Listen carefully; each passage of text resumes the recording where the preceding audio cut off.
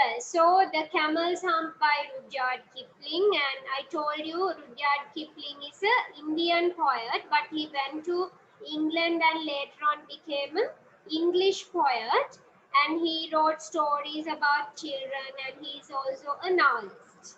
And here in the first, I told you this is the story. This poem is based on the story of how the camel got his lump. And then it is metaphorical because the camel's hump is really metaphorical because it represents the laziness of people, and the poet is repeating that if you become lazy or sluggish, you will definitely get this ugly hump, and that hump will be uglier than the camel's hump. So the movement of the camel is very slow. So it's boring to look how he walks.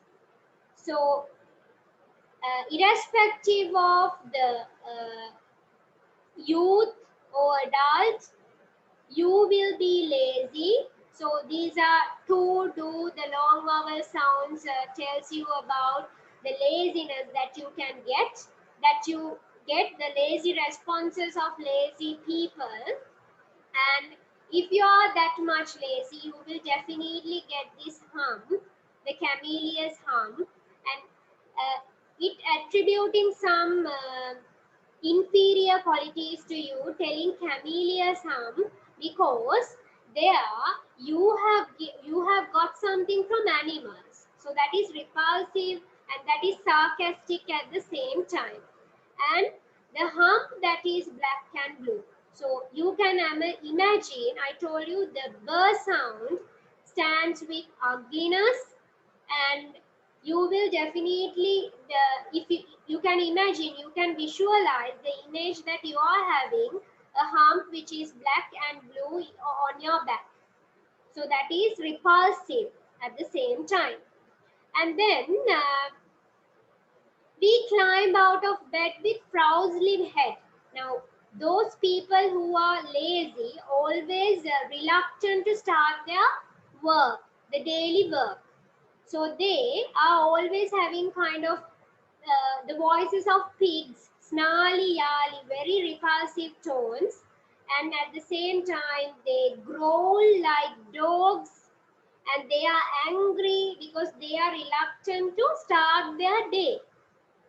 Now, usually the normal people wake up with fresh thoughts, but these lazy people are continuing the day, starting the day with a very dull, inactive routine.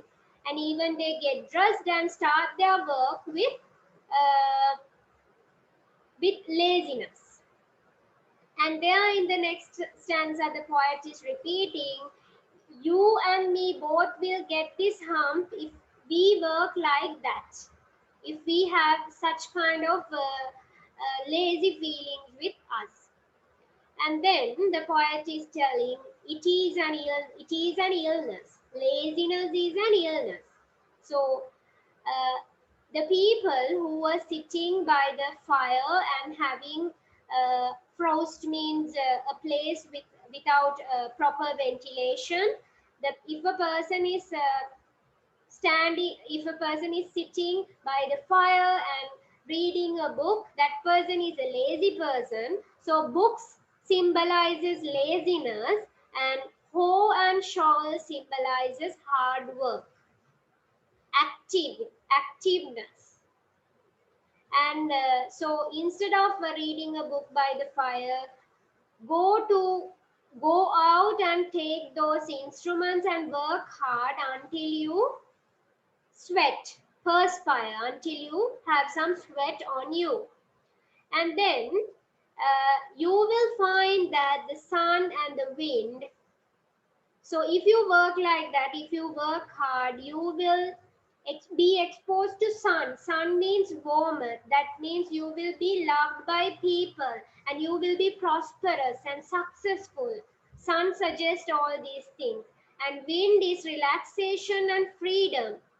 You will have these things, the freedom of your mind, relaxing, you can relax your mind.